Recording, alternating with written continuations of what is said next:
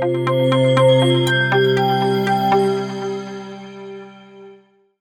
अपनी स्क्रीन पर जो दृश्य देख रहे हैं वह रेवाड़ी शहर के हैं। आप अपनी स्क्रीन पर बदहाल शहर को देखते रहिए और हमें लोगों को हकीकत बताने दीजिए। नमस्कार, मैं हूं निशा और आप देख रहे हैं एनजेपी हरियाणा। रेवाड़ी व गुरुग्राम शहर की बदहाली को लेकर लंबे समय से एनजेपी हरियाणा के पास फोन भी आ रहे हैं और लोग मिलकर भी अपनी बात कह रहे हैं। कुछ लोगों ने हम पर तीखा कटाक्ष करते हुए कहा कि क्या आपका एनजेपी हरियाणा चैनल केवल राजनीतिक समीक्षा ही करता रहेगा या लोगों के दुख दर्द भी सुनेगा? क्या आप इन नेताओं की कहानी ही सुनाते रहोगे?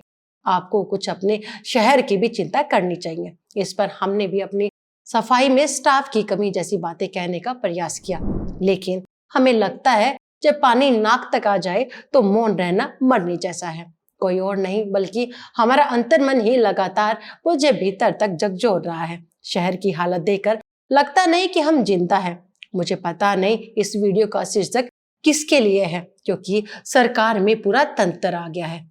किसी एक अधिकारी या एक नेता का क्या नाम ले, यहाँ तो एक दिन के सीएम की तरह किसी की गर्दन पकड़िए वही काजल की कोठरी में बैठा नजर आता है। बरसात शुरू होते ही जैसी स्थिति बनी है उसे देखते हुए अब खड़े होकर यह सवाल पूछने का समय आ गया है।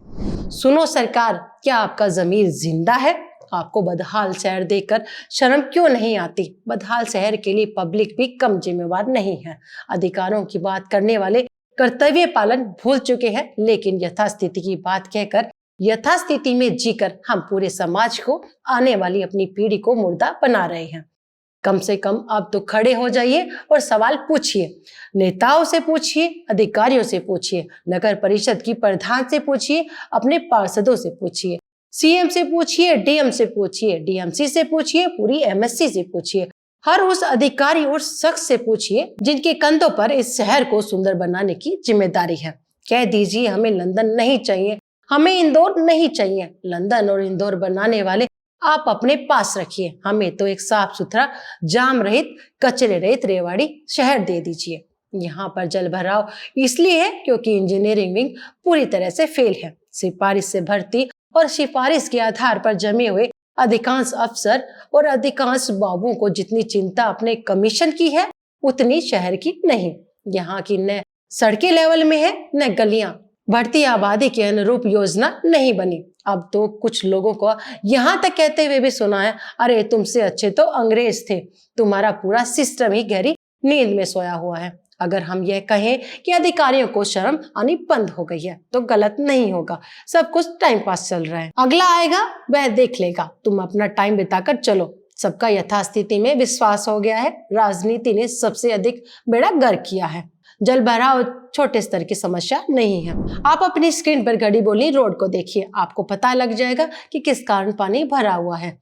अब अग्रसेन चौक से लेकर भाड़ावास गेट की ओर देखिए, सब कुछ भगवान भरोसे है। यह पुरानी हो चुकी नई सब्जी मंडी है। मेन बाजार को रास्ता जा रहा है लेकिन पूरा जलमग्न है। आप किस किस जगह का नाम लेंगे, लगभग पूरे शहर में यही हालत है।